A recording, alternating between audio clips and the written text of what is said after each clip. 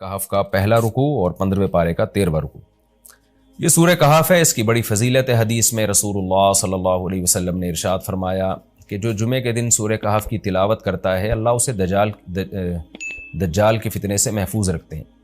اس کی وجہ کیا ہے کہ دجال کے فتنے میں اور اس میں کیا مناسبت ہے، اس پہ علماء نے بہت کچھ کہا ہے، تو یقینی طور پر اس حکمت کو بیان نہیں کیا جا سکتا، لیکن بہرحال اس کے مضامین ایسے ہیں کہ انسان کو اس سے ایمان میں تقویت ملتی ہے۔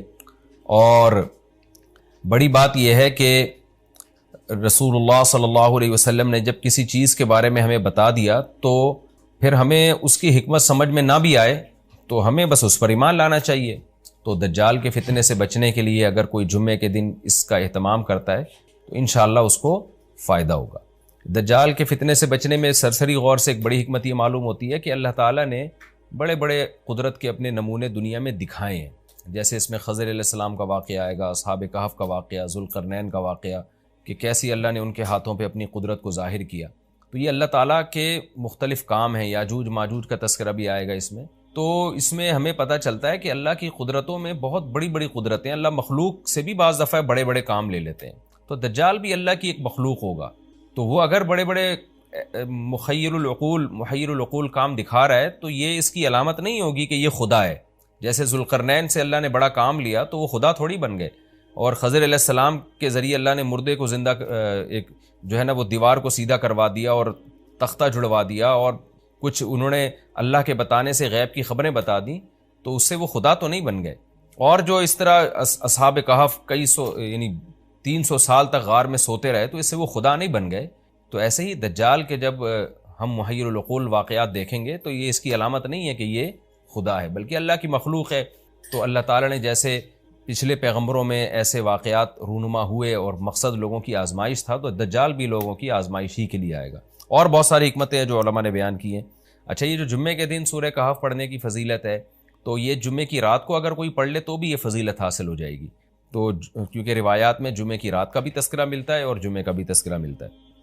الحمدللہ الذی، تمام تعریفیں اس اللہ کے لیے ہیں، انزل علی عبدہ الکتاب، جس نے اپنے بندے پر کتاب کو نازل کیا، ولم یجعل لہ عوجا، اور اس کتاب میں اس نے کوئی کجی نہیں رکھی۔ یہ قرآن کا کمال ہے، آپ الحمد سے لے کے والناس تک پڑھیں، 2 اور 2 4 کی طرح اس کی آیتیں اور اس کے مضامین سمجھ میں آتے ہیں۔ قرآن کے علاوہ کوئی بھی مذہبی کتاب آپ پڑھ لینا تو آپ کو سمجھ میں نہیں آئے گی کہ یہ کیا کہا جا رہا ہے اس میں، اور وہ باتیں نیچر کو اپیل بھی نہیں کریں گی، اور انسان وسوسوں کا شکار ہو جائے گا اور مصیبت میں پڑ جائے گا۔ لیکن قرآن کے دعوے کتنے واضح ہیں، اور دعووں میں تناقض نہیں ہے۔ قرآن نے کہا خدا ایک ہے، ہر جگہ یہی کہا کہ ایک ہے۔ محمد صلی اللہ علیہ وسلم کو کہا کہ نبی ہیں، بشر ہیں نبی ہیں، تو بشریت کو ثابت کیا قرآن نے۔ جہاں نبی صلی اللہ علیہ وسلم سے اوٹ پٹانگ معجزوں کا مطالبہ کیا گیا تو بتا دیا گیا میں بشر ہوں۔ ایک ہی دعویٰ رہا ہے مسلسل شروع سے آخر تک، اور آخری نبی ہونے کا جب دعویٰ کیا گیا تو آخری ہی، یہ نہیں کہ پھر قرآن میں اشارے دے دیے ہوں کہ کوئی اور نبی بھی آئے گا۔ تو تناقض نہیں ہے قرآن میں۔ نماز کو فرض کیا تو نماز فرض ہے۔ تو یہ جتنے مضامین، پھر اخلاقیات کی جو تعلیم دی وہ تعلیم سیم ہے۔ تو یہ ہے کہ عوج نہیں ہے، بالکل نیچر کو اپیل کرنے والی 2 اور 2 4 کی طرح صاف ستھری باتیں ہیں قرآن مجید میں۔ یہ خود قرآن کا ایک بہت بڑا معجزہ ہے۔ آپ کبھی بھی کسی جھوٹے آدمی کو جب سنیں گے نا، اس کی باتوں میں ٹکراؤ بہت ہوگا۔ میں ایک دفعہ تحقیق کر رہا تھا، یہ منکرین حدیث جو ہیں جنہوں نے کہا دعویٰ کیا کہ حدیث حجت نہیں ہے، تو ہمارے شیخ حضرت مفتی رشید احمد صاحب رحمہ اللہ تعالی نے اصل الفتاویٰ کی 2 جلد میں ان کے خلاف بہت کچھ لکھا ہے۔ تو اس میں ایک بڑی دلچسپ بات یہ تھی کہ جب یہ منکرین حدیث کا جو بانی ہے نا، پرویز نام تھا اس کا، پورا نام اس وقت ذہن میں نہیں ہے، تو اس کی کتابوں سے حضرت نے تناقض نکالا۔ مفتی رشید احمد صاحب رحمۃ اللہ علیہ نے تناقض کیا نکالا؟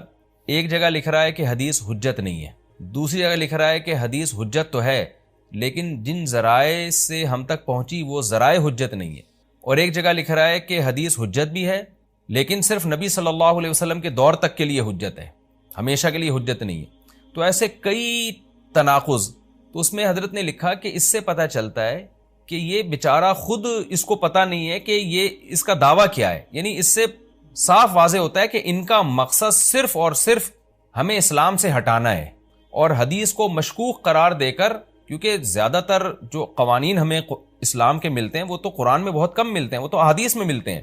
قرآن تو زیادہ تر عقیدے کی بات کرتا ہے، آخرت کے تصور کو ہماری نظروں میں اجاگر کرتا ہے، اخلاقیات سکھاتا ہے، مسائل، فقی مسائل، وہ تو زیادہ تر احادیث میں ہے، اسلامی قانون جسے ہم کہتے ہیں.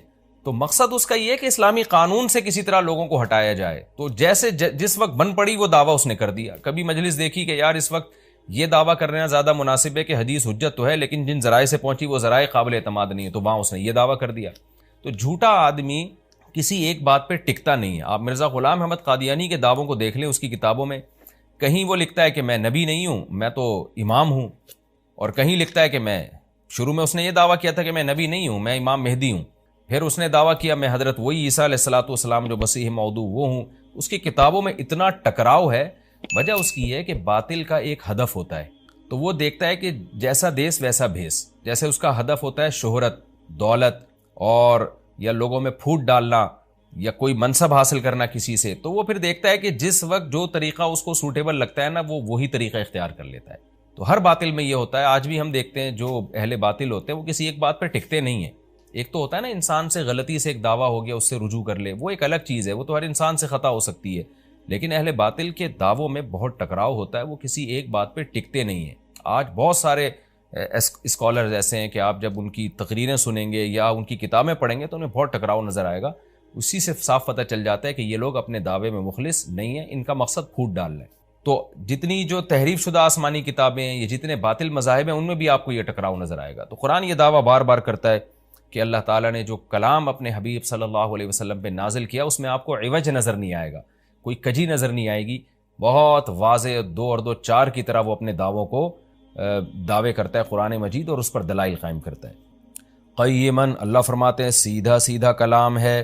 لینذر بأسا، تاکہ یہ ڈرا دے. کہ اللہ تو نے اتنا صاف ستھرا کلام نازل کیوں کیا؟ اللہ کہتے ہیں 2 وجہ سے. برے لوگوں کو ڈرانے کے لیے، اچھے لوگوں کو امیدیں دلانے کے لیے، تاکہ برے لوگ برائی سے بچیں اور اچھے لوگوں کو موٹیویشن ملے. یہ دعویٰ بھی قرآن کا کتنا پیارا اور کتنا صاف ستھرا ہے. برائی کو ختم کرنا چاہتا ہے قرآن، اچھائی کو پروموٹ کرنا چاہتا ہے. لینذر باسا شدیدا، ہم نے کیوں نازل کیا؟ تاکہ یہ ڈرا دے شدید عذاب سے، من لدنہ، اللہ کی طرف سے، یعنی اللہ کی طرف سے ڈرا دے. وَيُبَشِّرَ الْمُؤْمِنِينَ، اور ایمان والوں کو خوشخبریاں سنا دے. کون سے ایمان والے؟ الَّذِينَ يَعْمَلُونَ الصَّالِحَاتِ، جو اچھے اعمال کرتے ہیں. کیا خوشخبری سنا دے؟ أَنَّ لَهُمْ أَجْرًا حَسَنًا، کہ ان کو اجر ملے گا بہت اچھا، اور ایسا اجر ملے گا مَاكِثِينَ فِيهِ أَبَدًا، رہیں گے اس اجر میں وہ ہمیشہ ہمیشہ. وَيُنذِرَ الَّذِينَ قَالُوا، اور تاکہ یہ کلام ڈرا دے ان لوگوں کو، الَّذِينَ قَالُوا، جو کہتے ہیں اتخذ اللہ ولدا. اللہ نے ڈرانے کا ذکر 2 دفعہ کیا، اس لیے کہ ایک تو عام لوگ جو برے ہوتے ہیں ان کو ڈرا دے، اور مشرکین میں خاص طور پر یہ برائی تھی کہ یہود و نصارہ کی باتوں میں آ کے اللہ کے لیے اولاد ٹھہرا لیا کرتے تھے. وہ فرشتوں کو بیٹیاں کہہ دیا، یا عیسائیوں کی باتوں میں آ کے اللہ کے لیے اولاد ٹھہرا دی. تو اس لیے اللہ نے خاص طور پر ان مشرکین اور ان کافروں کا ذکر کیا جو نبی صلی اللہ علیہ وسلم کے دور میں اللہ کے لیے اولاد ٹھہراتے تھے، کہ اللہ ان کو بھی ڈرا دیا جائے. وَيُنذِرَ الَّذِينَ قَالُوا، اور ڈرا دے ان لوگوں کو جو کہتے ہیں اتخذ اللہ ولدا، کہ اللہ نے ٹھہرا لی ہے اولاد. سورہ کہف بھی مکی صورتوں میں سے ہے نا، تو اس میں بھی توحید کا مضمون بہت ہوگا. مَا لَهُم بِهِ مِنْ عِلْمٍ، نہیں ہے ان کے لیے اس دعوے پر کوئی دلیل. وَلَا لِآبَائِهِمْ، اور نہ ان کے باپ دادا کے پاس کوئی دلیل تھی. یہ اکثر کہتے تھے نا بھائی ٹھیک ہے ہمارے پاس دلیل نہیں ہے لیکن ہم اپنے باپ دادا کو فالو کرتے ہیں. تو اللہ کہتے ہیں تمہارے باپ دادا کے پاس کون سے اس دعوے کی کوئی دلیل تھی؟ اور یہ جملہ ہلکا نہیں ہے. کبرت کلمۃ، بہت بڑا ہے یہ کلمے کے اعتبار سے. ایسا کلمہ جو ان کی منہ سے نکلتا ہے، منہ سے نکلنے والا کلمہ، یہ بہت بڑا کلمہ ہے، بہت بھاری ہے زمین اور آسمان پر، کہ اللہ کے لیے اولاد ٹھہرا دی. ان یقولون الا کذبا، نہیں بولتے یہ لوگ مگر نرا جھوٹ بولتے ہیں یہ. فلعلک باخع نفسک علی آثارہم، اللہ تعالیٰ اپنے حبیب صلی اللہ علیہ وسلم کو تسلی دے رہے ہیں کہ اتنا سری جھوٹ بولتے ہیں اور آپ کی دعوت اتنی واضح ہے پھر بھی ایمان نہیں لاتے. تو اے نبی کہیں ایسا نہ ہو کہ آپ غم میں اپنی جان ہی نہ ہلاک کر بیٹھیں، کیونکہ رسول اللہ صلی اللہ علیہ وسلم کا دل بہت گھٹتا تھا کہ اتنی واضح بات میں کر رہا ہوں، اتنا میرے دعوے میں اتنی کلیئرٹی ہے، اس کے باوجود یہ مانتے کیوں نہیں ہیں؟ تو غم سے آپ کا سینہ گھٹتا تھا. تو اللہ نے آپ کو بتایا کہ یہ آپ کی حالت یہ ہو گئی ہے شاید کہ آپ اپنی جان ہی ہلاک کر بیٹھیں. دیکھیں اللہ کا شاید یہ ہماری زبان میں اللہ ہم سے بات کرتے ہیں نا، ورنہ اللہ کے لیے تو شاید نہیں، اللہ کے لیے جو چیز ہوتی ہے یقینی ہوتی ہے. تو یہاں شاید کا مطلب کیا ہوگا کہ کوئی بھی دیکھنے والا آپ کی کنڈیشن کو دیکھے نا اس وقت، تو وہ کہے گا کہ آپ کی موت نہ واقع ہو جائے، اتنا غم ہے آپ کو. تو مقصد ہے غم کی شدت کو بیان کرنا. تو اللہ فرماتے ہیں شاید کہ آپ اپنی جان ہی ہلاک کر بیٹھیں ان کے پیچھے، یعنی ان کے غم میں. اگر یہ لوگ اس قرآن پر ایمان نہ لے کر آئے، اسفا، افسوس اور غم میں آپ کی جان ہی کہیں آپ ہلاک نہ کر بیٹھیں. پھر آگے اللہ بتا رہے ہیں کہ یہ ایمان کیوں نہیں لے کر آتے. آپ غم نہ کریں، آپ کی دعوت میں کوئی کمی نہیں، آپ کے دلائل میں کوئی کمی نہیں. ایمان نہ لانے کی وجہ ہم بتاتے ہیں کیا ہے. کچھ لوگ لائیں گے، کچھ نہیں لے کر آئیں گے. وجہ کیا ہے وہ ہم بتا رہے ہیں اگلی آیت میں. انا جعلنا ما علی الارض، ہم نے بنایا ہے ہر اس چیز کو جو زمین کے اوپر ہے، زینت اللہ، زمین کے لیے، یعنی زمین والوں کے لیے زینت، اٹریکٹیو بنایا ہم نے. زمین اجڑی ہوئی ہوتی، کسی کا دل ہی نہ لگتا زمین میں، تو سارے آخرت ہی کی فکر میں لگ جاتے. لیکن زمین میں اٹریکشن ایسی پیدا کر دی ہے کہ یہ اللہ سے غافل کرتی ہے، حق سے دور کرتی ہے. ہر آدمی اس زمین کی زینت کو حاصل کرنے کی کوشش کرتا ہے. زینت وہ چیز ما یتزین، جو مزین ہوتی ہے اور جس کی طرف انسان کی اٹریکشن ہوتی ہے، چاہے حقیقت میں وہ اٹریکشن کے قابل ہو یا نہ ہو. جیسے گندگی کا ڈھیر ہے، اٹریکشن نہیں ہوتی، لیکن آپ نے اس کے اوپر ایک خوبصورت ململ کا کپڑا ڈال کے خوشبو چھڑک دی تو اب وہ دیکھنے میں بھلی لگنے لگے گی. تو جو چیز دیکھنے میں بھلی لگتی ہے اس کو مزین کہا جاتا ہے، چاہے حقیقت میں ہو یا نہ ہو. تو اللہ نے کہا کہ ہم حقیقت میں زمین اچھی ہے یا نہیں ہے یہ لوگ اس کو نہیں دیکھتے، بس اٹریکٹیو ہے اس کو دیکھتے ہیں کہ اس کا یہ اٹریکٹ کرتی ہے اپنی طرف. حقیقت میں دیکھا جائے تو مسافر خانہ ہے نا، کتنی بھی مل جائے تو ختم ہونے والی ہے، تو فنا ہونے والی چیزوں سے کون دل بہلاتا ہے. لیکن اللہ بتا رہے کہ ہم نے چونکہ اس کو مزین کر دیا ہے، تو اس مزین ہونے کا نتیجہ یہ ہے کہ کچھ لوگ اس میں پڑھ کے اللہ کو بھول جاتے ہیں اور کچھ اس کی حقیقت کو دیکھ کر اللہ کو یاد رکھتے ہیں. تو آزمائش جبھی ممکن ہے جب اس زمین کو اٹریکٹیو بنایا جائے. آگے اس لیے اللہ نے فرمایا کہ ہم نے بنایا ہے جو کچھ اس زمین کے اوپر ہے زینت اللہ، زمین کے لیے مزین. کیوں بنایا ہے؟ لنبلوہم، تاکہ ہم لوگوں کو آزمائیں، ایہم احسن عملا، کہ ان میں عمل کے لحاظ سے زیادہ اچھا کون ہے. اگر زمین کو مزین نہ بنایا جاتا تو سارے عمل کے لحاظ سے بہت اچھے ہو جاتے، کیونکہ قربانی نہ دینی پڑتی. اب اس مزین زمین کی بہت سی چیزوں کو چھوڑنا پڑتا ہے. نماز کے وقت دکان چھوڑنی پڑتی ہے، اور صدقات و خیرات کے وقت مال کی قربانی دینی پڑتی ہے، اور جو شریعت کے جتنے بھی احکام ہیں تو جاہ کی قربانی دینی پڑتی ہے، منصب کی قربانی دینی پڑتی ہے. تو اللہ کہتے ہیں ہم نے چونکہ مزین بنا دیا تاکہ ہم لوگوں کو آزمائیں. تو ظاہر ہے جب آزمائش ہوتی ہے تو اے نبی کچھ لوگ کامیاب ہوتے ہیں اور کچھ لوگ ناکام ہوتے ہیں. تو آپ چاہتے ہیں کہ ساری دنیا ایمان لے آئے، سارے نیک بن جائیں، یہ آپ کی چاہت پوری نہیں ہو سکتی، کیونکہ امتحان میں 100% لوگ کامیاب عام طور پر نہیں ہوا کرتے. وَإِنَّا لَجَاعِلُونَ مَا عَلَيْهَا صَعِيدًا جُرُزًا، اور یاد رکھو جو کچھ زمین کے اوپر ہے ہم اس کو بنانے والے چٹیل میدان. یعنی اللہ نے جب یہ کہا نا کہ زمین کے اوپر کی چیزوں کو ہم نے مزین کر دیا، تو آگے نافرمانوں کو ایک دھمکی بھی دے دی ہے کہ تم جو اس میں پڑھ کر ایمان سے اور نیک عمل سے غافل ہو رہے ہو کہ بھئی اتنی اٹریکشن ہے، تو اس کا ایک دوسرا پہلو بھی ہے. وہ پہلو کیا ہے؟ چٹیل میدان بن جائے گی، سب تباہ و برباد ہو جائے گا. یعنی ایگزامینیشن ہال میں جب جو نعمتیں آپ کو دی جاتی ہیں وہ ہمیشہ کے لیے تھوڑی دی جاتی ہیں، وہ تو اس وقت تک کے لیے دی جاتی ہیں جب تک امتحان چل رہا ہے، اس کے بعد وہ لے لی جاتی ہیں واپس. تو اسی طرح اللہ اس زمین کو ختم کر دیں گے، اور تب پوری ترقی، جو انسان کی جتنی بھی ترقی ہے اس زمین میں اور کائنات میں، ساری زمین بوس ہو کے ختم ہو جائے گی. اور اللہ تعالیٰ جس مقصد کے لیے انسان کو پیدا کیا گیا اس مقصد کے بارے میں انسان سے سوال کریں گے. ام حسبت ان اصحاب الکہف والرقیم، قرآن نے یہ کچھ تمہید بیان کی کہ یہ دنیا آزمائش کے لیے اور سب کچھ ختم ہو جائے گا، جو قرآن کا اصل مقصود ہے. اب قرآن ایک واقعے کی طرف آتا ہے. مشرکین مکہ یہود و نصارہ سے بہت سی چیزیں سنا کرتے تھے، اور یہود آ کے ان کو چپ کے گائیڈ کرتے تھے کہ جس نے نبوت کا دعویٰ کیا ہے نا تم ان سے یہ سوال پوچھو، تم ان سے یہ سوال پوچھو. پھر یہود دیکھتے تھے کہ ہماری تورات کے مطابق جواب ملتا ہے کہ نہیں ملتا. تو ان کا یعنی خیال یہ تھا کہ محمد صلی اللہ علیہ وسلم جواب نہیں دے پائیں گے تو ہم بتائیں گے دیکھو ہماری تورات میں تو یہ لکھا ہے، اگر یہ اللہ کے نبی ہیں تو یہ تو ہر آسمانی کتاب یہ واقعہ بیان کرتی ہے، تو قرآن کیوں بیان نہیں کر رہا. تو یہودیوں نے آ کے مشرکین مکہ سے کہا، مشرکین مکہ نے نبی صلی اللہ علیہ وسلم سے سوال پوچھا. ان میں 3 سوال تھے. ایک روح سے متعلق جس کا سورہ بنی اسرائیل میں جواب دے دیا گیا، ایک حضرت ذوالقرنین سے متعلق کہ وہ کون سا بادشاہ تھا جس نے پوری دنیا پہ حکومت کی ہے، ان کا تذکرہ اللہ نے قرآن میں بیان کیا، اور ایک اصحاب کہف کے بارے میں۔ تو اب قرآن ان کے واقعے کو بیان کر رہا ہے۔ ام حسبت ان اصحاب الکہف والرقیم کانوا من آیاتنا عجبا، اے نبی آپ یہ سمجھتے ہیں کہ اصحاب کہف اور جبل والے، پہاڑ والے لوگ، غار اور پہاڑ والے لوگ کیا ہماری نشانیوں میں سے بڑی عجیب نشانی تھے؟ کیا آپ یہ سمجھتے ہیں؟ یعنی یا تو اس کا جواب یہ کہ واقعی یہ نشانی تھے، یا یہ کہ یہ اتنی بڑی نشانی نہیں تھے جتنی بڑی اس کائنات کو بنا دینا بڑی نشانی ہے۔ اذ اول فتیتو، اللہ نے اس واقعے کو بیان کیا، اس وقت کو یاد کرو جب چند نوجوانوں نے ٹھکانہ پکڑا الی الکہف، ایک بڑے غار کی طرف، فقالو، پھر کہنے لگے۔ اب دیکھیں قرآن جب واقعہ بیان کرتا ہے نا، تو سوال تو مشرکین نے اصحاب کہف کا پوچھا تھا، بتا دیا جاتا بھئی ایک زمانے میں اصحاب کہف تھے، جو مشرک بادشاہ تھا جس کے ظلم سے تنگ آ کے وہ علاقہ چھوڑ کے چلے گئے، اور 300 سال غار میں رہے، اور پھر 300 سال کے بعد واپس آئے، اور لوگوں نے پھر بڑی عقیدت کی، محبت کی، بس اتنا کافی تھا۔ لیکن قرآن واقعہ اس انداز سے بیان کرتا ہے کہ اس میں اسباق ملنا شروع ہو جائیں، ہمیں اس میں اسباق ملنا شروع ہو جائیں۔ اب دیکھیں شروع کیسے کیا جا رہا ہے۔ کیا تم یہ سمجھتے ہو کہ اصحاب کہف کا واقعہ کوئی عجیب واقعہ ہے؟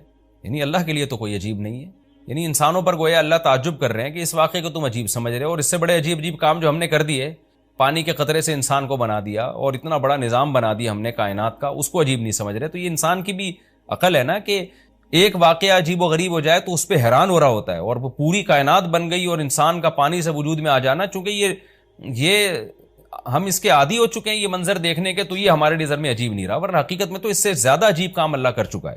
تو ایک تو سبق اللہ نے ہمیں یہ بتایا اس واقعے میں کہ یہ واقعہ اتنا عجیب نہیں جتنا اللہ کے دوسرے کام زیادہ عجیب ہیں۔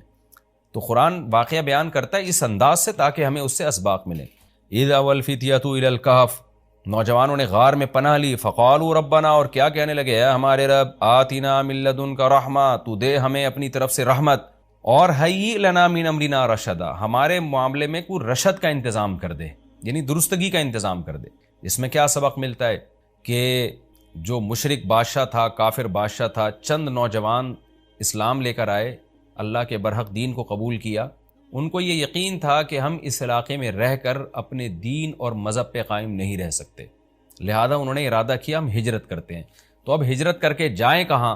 تو اللہ سے دعائیں مانگ رہے ہیں۔ اس سے کیا پتہ چلتا ہے کہ جب آپ کے لیے کسی علاقے میں رہ کر دین پر چلنا ناممکن ہو تو آپ پر لازم ہے کہ آپ اس علاقے کو چھوڑیں، ایک بات۔ نمبر 2، چھوڑ کر آپ اللہ پہ اعتماد اور توکل کریں کہ جس اللہ نے مجھے یہاں کھلایا وہ کہیں اور بھی کھلا سکتا ہے۔ نمبر 3، اللہ سے 2 قسم کی دعائیں مانگیں۔ نمبر 1، اے اللہ تو میرے لیے رحمت کا انتظام کر دے، یعنی اپنا رحم کر تاکہ تیری رحم کی وجہ سے ہمارے لیے معاملات آسان ہو جائیں۔ نمبر 2، تو ہمیں گائیڈ کر، ہیئ لنا من امرنا رشدا کا مطلب سیدھا راہ دکھا، ہمیں بتا کہ ہم نے جانا کہاں ہے، کس ملک میں اسٹے کرنا ہے، سفر کیسے کرنا ہے۔ یہ بالکل ایسے ہی ہے جیسے موسیٰ علیہ الصلوۃ والسلام سے غلطی سے قتل ہو گیا، تو اب مدین سے جب نکلنا تھا، مصر سے جب نکلنا تھا تو راستہ معلوم نہیں تھا، تو وہاں بھی اللہ تعالیٰ سے آپ موسیٰ علیہ السلام نے دعا مانگی کہ وَلَمَّا تَوَجَّهَ تِلْقَاءَ مَدْيَنَ قَالَ عَسَىٰ رَبِّي أَن يَهْدِيَنِي سَوَاءَ السَّبِيلِ، مجھے امید ہے میرا رب مجھے سیدھا راستہ دکھائے گا۔ تو جب انسان کو راستے معلوم نہ ہو، گائیڈنس نہ مل رہی ہو کہ جانا کہاں ہے، کہاں اسٹے کرنا ہے، تو ایسے موقع پہ اللہ سے سیدھے راستے کی دعا مانگنی چاہیے۔ تو یہاں بھی انہوں نے دعا مانگی کہ اللہ تو ہمارے لیے رحمت کا انتظام کر دے اور ہمارے لیے ہمیں گائیڈ کر دے کہ ہم نے جانا کہاں ہے، کہاں اسٹے کرنا ہے۔ تو قرآن کہتا ہے ہم نے ان کی دعا کو قبول کی، فَضَرَبْنَا عَلَىٰ آذَانِهِمْ، رحمت کا انتظام کیسے ہوا کہ ہم نے غار کے اندر، کیونکہ گئے ان کے کتے کو ساتھ لے کر غار کے اندر گئے، اور وہاں انہوں نے کہا کہ فی الحال ہم یہاں لوگوں سے چھپ جائیں، کسی طریقے سے پناہ میں آ جائیں، پھر دیکھیں گے جی اٹھ کے ہم نے جانا کہاں ہے۔ تو قتل کے خوف سے نکلیں اور غار میں جا کے آرام کیا، تو اللہ کہتے ہیں ہم نے ان کے کانوں پہ پردہ ڈال دیا، سلا دیا گہری نیند، سنین عددا، کئی سال تک، ثم بعثناہم، پھر ہم نے ان کو جگایا، لنعلم ای الحزبین، تاکہ ہم دیکھیں، جس کا نتیجہ یہ نکلا کہ ہم یہ دیکھنا چاہتے تھے ان دونوں میں سے کون سا فریق ایسا ہے احصیٰ لما لبثوا امدا، جو مدت کے اعتبار سے زیادہ کاؤنٹ کرنے والا ہے اس مدت کو، لما لبثوا، جس مدت تک یہ لوگ ٹھہرے۔ یعنی اللہ تعالیٰ بھی گویا ان کو دیکھ کے خوش ہو رہے ہیں کہ دیکھیں ان کے آپس میں تبصرے کیا ہوتے ہیں، کیونکہ کسی کے ساتھ ایسا کبھی نہیں ہوا۔ تو اب جب یہ اٹھیں گے تو اللہ کی گویا کہ اللہ تعالیٰ بھی ان کی بات کو دیکھ کرنا ایک خوش ہو رہے ہیں ان کو دیکھ کے کہ دیکھو میں یہ باتیں آپس میں کیا کرتے ہیں۔ تو کسی نے کیا کہا، کسی نے کیا کہا، یہ سارا تذکرہ آگے آئے گا۔ یہ واقعہ آگے بھی چلے گا اور انشاءاللہ اس کی تفصیل اگلے رکوع میں زیادہ آئے گی. ہمارا یہ رکوع الحمدللہ کمپلیٹ ہو گیا اور وقت بھی تقریباً کمپلیٹ ہی ہونے والا ہے ہمارا. تو پچھلے رکوع میں اللہ تعالیٰ نے اصحاب کہف کے واقعے کی تمہید بیان کی تھی، مختصر بیان کیا تھا، اب اس کی تفصیل بیان ہو رہی ہے. نحن نقص علیک نبأہم بالحق، اے نبی ہم آپ کو بیان کرتے ہیں ان کا واقعہ حق کے ساتھ. حق کے ساتھ کا اس لیے بیان کیا گیا، حق کا لفظ اس لیے بڑھایا گیا کہ ایک تاریخی واقعہ تھا، اور آپ کو پتہ ہے جب تاریخی واقعہ لوگ نقل کرتے ہیں تو بہت کچھ اس میں کمی بیشی کر دیتے ہیں، کچھ اپنی طرف سے اضافے کر دیتے ہیں، کچھ اپنی طرف سے کمیاں کر دیتے ہیں. تو واقعہ کی جو اصل بات ہے وہ تو درست ہوتی ہے، لیکن اس میں جو ایڈیشن ہوتی ہے وہ غلط ہوتی ہے. تو اس لیے قرآن کہہ رہا ہے کہ آپ لوگوں کو مت دیکھیں، ہم آپ کو ٹھیک بیان کرتے ہیں. جتنا قرآن بیان کرے گا وہ 100% مستند ہوگا، باقی جو لوگوں میں مشہور ہے ان میں کچھ صحیح ہوں گی، کچھ باتیں غلط ہوں گی. اس لیے اللہ نے فرمایا کہ ہم ٹھیک طور پر آپ کے سامنے بیان کرتے ہیں. وہ واقعہ کیا ہے؟ انہم فتیۃ آمنوا بربہم، یہ چند نوجوان تھے. چند کا ترجمہ میں نے کیوں کیا؟ بار بار بتاتا ہوں کہ یہ جو تنوین ہے نا، تنوین اس کا مطلب ہے چند، اور ویسے بھی فتیۃ یہ جمع قلت ہے. افعل، افعال، فعلۃ، افعلۃ، یہ 4 اوزان وزن عربی میں جمع قلت کے لیے استعمال ہوتے ہیں. تو جو بھی اس وزن پر ہوگا، جیسے فتیۃ فعلۃ کے وزن پر ہے، تو انہم فتیۃ یہ چند نوجوان تھے، آمنوا بربہم جو اپنے رب پر ایمان لے آئے. اس واقعے کا خلاصہ یہ ہے کہ حضرت عیسیٰ علیہ السلام راجح قول کے مطابق، یقینی طور پر تو 100% یقینی بات کسی مفسر نے نہیں کہی ہے، لیکن جو مؤرخین سے مفسرین نے جو واقعات لیے ہیں، اہل کتاب سے جو لیے ہیں، اس کے مطابق دیکھا جائے تو حضرت عیسیٰ علیہ السلام کے دین کے پیروکار تھے یہ لوگ. اور کہا جاتا ہے کہ حضرت عیسیٰ علیہ السلام کے 250 سال کے بعد کا زمانہ ہے ان کا، 250 سال. تو اس وقت کوئی ظالم بادشاہ کی حکومت تھی. اچھا، حضرت عیسیٰ کے دین کے پیروکار تھے تو اس پر ایک اشکال یہ ہوتا ہے کہ یہ سوال تو یہودیوں نے کیا تھا، یعنی مشرکین کو یہ سوال یہودیوں نے سمجھایا تھا کہ تم نبی صلی اللہ علیہ وسلم سے 3 سوال پوچھنا، ذوالقرنین کے بارے میں پوچھنا، اور روح کے بارے میں پوچھنا، اور اصحاب کہف کے بارے میں پوچھنا. تو جبکہ یہود کا زمانہ تو حضرت عیسیٰ کے دور سے پہلے، اور یہود تو پھر ان کو ایمان والے نہیں مانیں گے، کیونکہ عیسیٰ علیہ السلام کے فالوورز کو یہودی ایمان والا نہیں کہتے تھے. تو اس لیے مجھے اس پر واقعی ایک اشکال ہے جس کا میرے علم میں ابھی مجھے اس کے جواب کہیں ملا نہیں ہے. تو صحیح بات یہی معلوم ہوتی ہے کہ یہ جو یہودیوں نے، یہ جو مفسرین نے ذکر کیا نا کہ یہود نے یہ سوال پوچھا تھا، تو یہ بھی ایک رائے ہے مفسرین کی. عین ممکن ہے اہل کتاب نے پوچھا ہو، تو اہل کتاب میں عیسائی بھی آتے ہیں، تو سوال اہل کتاب نے پوچھا ہو، لیکن بعض حضرات نے یہود کی طرف منسوب کر دیا ہو، کیونکہ یہود جو تھے زیادہ تر یہود ہی سوال پوچھا کرتے تھے. تو اس لیے، اور دوسرا اس بات کا بھی امکان ہے کہ ہو سکتا ہے یہ دین موسوی کے پیروکار ہوں، کیونکہ یہ تو تاریخی چیز ہے نا کہ حضرت عیسیٰ کے دین کے پیروکار تھے. بہرحال راجح بات یہی ہے کہ یہ حضرت عیسیٰ علیہ السلام کے دین کے پیروکار تھے. حضرت عیسیٰ علیہ السلام کے آسمانوں پر اٹھائے جانے کے 250 سال کے بعد کا زمانہ ہے کسی بادشاہ کا، جو بڑا ظالم بادشاہ تھا، جو بت پرستی جس نے پھیلا دی تھی پوری سلطنت میں. تو ان لوگوں کو اللہ نے توحید پر قائم رہنے کی توفیق عطا فرمائی، دین عیسوی یعنی حضرت عیسیٰ علیہ السلام کے دین کو فالو کرنے کی توفیق عطا فرمائی. تو انہوں نے دیکھا کہ چاروں طرف شرک پھیل رہا ہے، تو ہم اپنے دین کو محفوظ نہیں رکھ سکتے. لوگ ہمیں زبردستی یا تو اسی کفر کی دنیا میں لے کے جائیں گے یا ہمیں قتل کر دیں گے. تو ایسی صورت میں ہمیں اس علاقے کو اللہ کی رضا کے لیے چھوڑ دینا چاہیے. تو اللہ پہ توکل کر کے یہ نکلے اور پھر غار میں داخل ہوئے تاکہ کچھ وقت وہاں گزاریں اور وہاں مشورہ کریں کہ ہم نے یہاں سے کہاں جانا ہے. یہ زندگی اسی غار میں ہی گزار دیں، ہمیشہ کے لیے اللہ کی عبادت کریں. لیکن اللہ نے وہاں ان کو گہری نیند سلا دیا، اور 309 سال کے بعد یہ جاگے ہیں. تو وہ علاقہ تبدیل ہو چکا تھا، وہاں جو ظالم بادشاہ کی حکومت ختم ہو چکی تھی. اب 309 سال کا زمانہ اگر دیکھا جائے تو حضرت عیسیٰ علیہ السلام کے بعد 250 سال یہ اور 300 سال وہ، تو 550 سال، یعنی حضرت عیسیٰ کے 550 سال کے بعد یہ بیدار ہوئے ہیں. اور نبی صلی اللہ علیہ وسلم کی جو ولادت ہوئی ہے وہ 570 عیسوی کے آس پاس ہوئی ہے. یعنی یقینی طور پر تو نہیں کہا جا سکتا، 2-4 سال آگے پیچھے ہو سکتے ہیں اس میں. تو یہ جو کہا جاتا ہے نا 570 عیسوی میں، یہ 100% یقینی نہیں ہے، 2-4 سال اس میں اوپر نیچے ہو سکتے ہیں.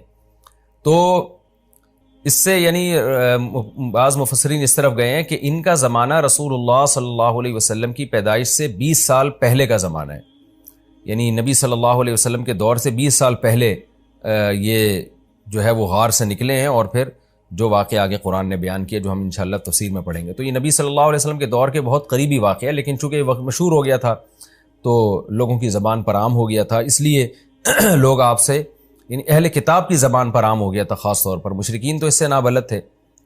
اب یہ ہوا کس جگہ پر ہے، یعنی کس جگہ یہ واقعہ ہوا ہے، اس کے بارے میں بھی کوئی یقینی بات ہمارے علم میں نہیں ہے، کیونکہ اس کے بارے میں جو تاریخی کتابیں ہیں ان میں ٹکراؤ بہت ہے، تو یقینی طور پر یہ کہنا کہ یہ فلاں جگہ یہ واقعہ ہوا تھا، فلاں جگہ ہوا تھا، یہ ہمارے بس میں نہیں ہے۔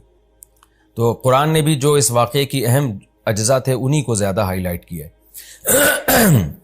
تو قرآن کہتا ہے وَرَبَطْ إِنَّهُمْ فِتْيَةٌ آمَنُوا بِرَبِّهِمْ، یہ چند نوجوان تھے جو اپنے رب پر ایمان لے آئے، وَزِدْنَاهُمْ هُدًى، اور ہم نے اضافہ کر دیا ان میں ہدایت کے اعتبار سے۔ کیا مطلب؟ ہم نے ان کو اور زیادہ ہدایت دی، اور زیادہ ہدایت کا مطلب یہ ہوتا ہے کہ استقامت عطا کی، توکل پیدا کیا ان کے اندر، جو ایمان کی برکات تھیں وہ کامل طور پر ہم نے ان کو عطا کی۔ وَرَبَطْنَا عَلَىٰ قُلُوبِهِمْ، اور ہم نے ان کے دلوں کو باندھ لیا، یعنی صبر کی توفیق عطا کی۔ اذ قاموا، اس وقت جب یہ کھڑے ہوئے اور کہنے لگے ربنا رب السماوات والارض، ہمارا رب وہ ہے جو آسمانوں اور زمین کا رب ہے، یعنی وہ رب نہیں ہے جو انسانوں نے بنا رکھے ہیں بہت سے رب، ہمارا رب تو وہ ہے جو آسمانوں اور زمین کا پالنے والا ہے۔ یہ کس کے سامنے کہا انہوں نے؟ ہو سکتا ہے لوگوں کو جمع کر کے کہا ہو سکتا ہے تنہائی میں ایک دوسرے کو کہا ہو سکتا ہے وقت کے ظالم بادشاہ کے سامنے کہا ہو، اور ڈٹ گئے اور کہنے لگے لن ندعو من دونہ الہا، ہرگز ہم اس اللہ کے سوا کسی کو معبود نہیں پکاریں گے، کچھ بھی ہو جائے۔ لقد قلنا اذا شططا، اگر ہم نے ایسا کر دیا، اللہ کے سوا کسی کو پکار دیا، تو ہم نے تو حق سے بہت غلط بات کی، حق سے بہت دور بات کی ہم نے۔ یہ کیسے ہو سکتا ہے کہ یہ انسانوں کے ہاتھوں کے تراشے ہوئے بت یہ خدا کے شریک بن جائیں؟ یہ کیسے ہو سکتا ہے؟ ہم تو بہت ہی غلط بات کرنے والے ہو جائیں گے اگر ہم اللہ کے سوا کسی کو پکاریں۔ لہذا ہم اس قوم کو اور اکثریت کو یا بادشاہ کے دین کو نہیں دیکھیں گے، ہم وہ دیکھیں گے جو حق ہے۔ ہؤلاء قومنا، یہ جو ہماری قوم ہے، اتخذوا من دونہ آلہہ، انہوں نے اللہ کو چھوڑ کر بہت سے معبود بنا لیے ہیں۔ آلہہ کا بھی الہ کی جمع ہے نا، افعلتن کے وزن پر، الہتن تھا اصل میں، تو یہی جمع قلت ہے، چند معبود تراشے ہوئے انہوں نے۔ لولا یاتون علیہم بسلطان بین، ہماری اس قوم سے ڈیبیٹ ہو رہی ہے، یہ بار بار اپنے باپ دادوں کے حوالے دے رہے ہیں کہ ہمارے ابا ایسے کرتے تھے، ہمارے دادا ایسے کرتے تھے۔ سوال پیدا ہوتا ہے لولا یاتون علیہم بسلطان بین، یہ بہت بڑی واضح دلیل کیوں نہیں لے کر آتے؟ یہ بہت بڑی دلیل کی بات اس لیے کی کہ کسی کو خدا بنانے کے لیے چھوٹی دلیل بھی کافی نہیں ہے، بالکل واضح سلطان بین جب تک نہیں ہوگی اس وقت تک ہم کسی کو اپنا خدا اور رب تھوڑی تسلیم کر لیں گے۔ اس کی مثال ایسے ہے جیسے آپ جو ہے بچھڑ گئے بچپن میں اپنے باپ سے، اور جب بڑے ہوئے تو آپ کو اپنے باپ کی تلاش ہے، کسی نے کہا کہ یہ آپ کے والد ہیں اور چند علامتیں بھی بتا دیں، تو آپ نہیں مانو گے اتنی جلدی، آپ کہو گے بھائی میں کسی کو اپنا باپ اس وقت مانوں گا جب تک میرے سامنے 2 اور 2 4 کی طرح واضح نہیں ہو جائے گا۔ کنفیوژن میں یہ کام نہیں ہوتا، تو چھوٹی موٹی علامتوں سے یا قرائن سے نہیں، مجھے واضح دلیل چاہیے، پھر میں اس کو اپنا باپ تسلیم کروں گا۔ کیونکہ کسی کو باپ مان لینا، ماں مان لینا، یہ بہت حساس معاملہ ہے، کیونکہ پھر ساری محبتیں اس کو دینی پڑتی ہیں، اس کی خدمت کرنی پڑتی ہے، اس سے دل لگانا پڑتا ہے۔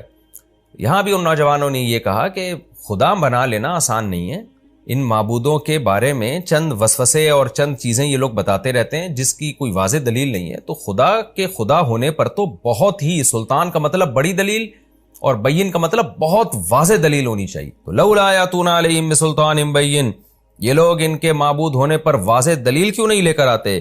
فمن اظلم، اس سے بڑا ظالم کون ہوگا؟ افترا علی اللہ کذبا، جو اللہ پہ جھوٹ باندھ دے۔ یعنی قوم تو اکثریت کا ریفرنس دے رہی ہے نا، کہ تمہارے باپ، تمہارے چچے، تمہارے مامے، تمہارے سارے ریلیٹیو سب خدا کے علاوہ معبودوں کو پوجتے ہیں، تم ایک اکیلے کہاں سے آ گئے؟ تو یہ قوم کو جواب میں کیا کہہ رہے ہیں کہ اس سے بڑا ظالم کون ہوگا جو اللہ پہ جھوٹ باندھے۔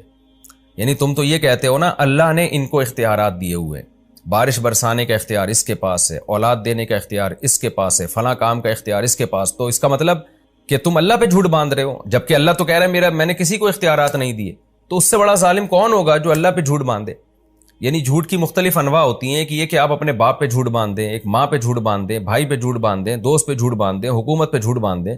تو ان جھوٹ باندھنے کی نوعیتوں میں سب سے بڑا ظالم وہ ہے، سب سے بڑا جھوٹ یہ ہے کہ آپ خدا کی طرف جھوٹ کی نسبت کریں.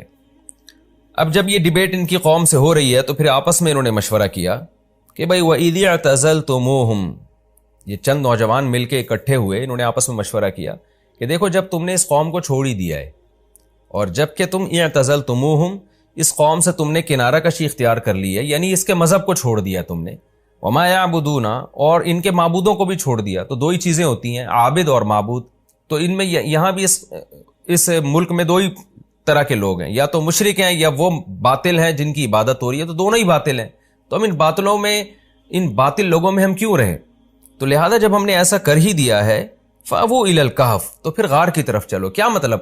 نظریاتی طور پر تم نے جب اس قوم کو اور ان کے خداؤں کو چھوڑ دیا ہے تو عملی طور پہ بھی چھوڑ دو، یعنی جسمانی طور پہ بھی کنارہ کشی اختیار کر لو. تو اللہ کے سوا جب سب کچھ چھوڑ دیا ہے تو پھر پریکٹیکلی بھی چھوڑ دو. اب چھوڑ کے جائے کہاں؟ تو فَأَوُوا إِلَى الْكَهْفِ، فی الحال یہ کرو کہ غار میں چلے جاؤ، چھپ کے وہاں اللہ کی عبادت کرو، کھانے پینے کا انتظام کر لو، حفاظت کے لیے کتا ساتھ میں لے جاؤ اپنے. تو جو ایک دنیاوی اسباب ہو سکتے ہیں وہ اختیار کرو، وہاں جا کے ہم غور کریں گے. فی الحال یہاں سے نکلو، کیونکہ یہ تو ہمیں نہ نماز پڑھنے دے رہے ہیں، نہ روزہ رکھنے دے رہے ہیں، نہ توحید پر قائم رہنے دے رہے ہیں. فی الحال یہاں سے نکلو. ینشر لکم ربکم من رحمتہ، تمہارا رب تمہارے لیے اپنی رحمت سے رحمت پھیلا دے گا، کچھ نہ کوئی انتظام کرے گا. یعنی جو ہمارے بس میں ہے وہ ہم کر لیتے ہیں، جو ہمارے بس میں نہیں ہے ہم وہ اللہ پہ چھوڑ دیتے ہیں. یہ اس آیت کا حاصل ہے. ینشر لکم ربکم من رحمتہ وَيُهَيِّئْ لَكُم مِّنْ أَمْرِكُم مِّرْفَقًا، اور تمہارے معاملے میں تمہارا رب، یعنی سب ایک دوسرے کو سمجھا رہے ہیں کہ تمہارے معاملے میں تمہارا رب کوئی آسانی کی صورت پیدا کر دے گا. اللہ سے بھی کچھ امیدیں لگاؤ، سب کچھ ہم نے نہیں کرنا، جو ہمارے بس میں ہے وہ ہم کریں گے، باقی اللہ پہ چھوڑتے ہیں. اللہ سے ہمیں اچھی امید ہے، اللہ ہمارے لیے کوئی انتظام کر دے گا. ان بیچاروں کو کیا پتا تھا کہ اللہ ایسا انتظام کرے گا آپ کے لیے. قرآن کہتا ہے، اب یہ اس کو کہتے ہیں اندماج. اندماج کا مطلب بہت سارے واقعہ کے بہت سارے پہلو قرآن حذف کر دیتا ہے. اب ہونا تو یہ چاہیے تھا، قرآن یہ بتاتا کہ بالآخر وہ چھپ چھپا کے نکلے، کتا انہوں نے ساتھ میں لیا، پھر غار کے دہانے میں داخل ہوئے، پھر آرام کرنے کے لیے لیٹ گئے. لیکن ان تمام واقعات کو قرآن نے حذف کر دیا اور پھر آگے کا واقعہ بیان کر رہا ہے. وَتَرَى الشَّمْسَ إِذَا طَلَعَتْ، اے مخاطب تو دیکھتا سورج کو، اذا طلعت جب وہ طلوع ہوتا، تزاور عن کہفہم تو ان کے غار سے بچتا، یعنی بچتا ہوا نکلتا. ذات الیمین سیدھے ہاتھ کی طرف. یہ سیدھا ہاتھ جانے کے لحاظ سے بھی غار میں ہو سکتا ہے، یعنی جاتے ہوئے جو سیدھی جانب تھی. یہ بھی ہو سکتا ہے کہ ان کے نکلنے والے راستے میں سے جو ان کے دائیں جانب پڑتا تھا اس کو سیدھا کہا قرآن نے.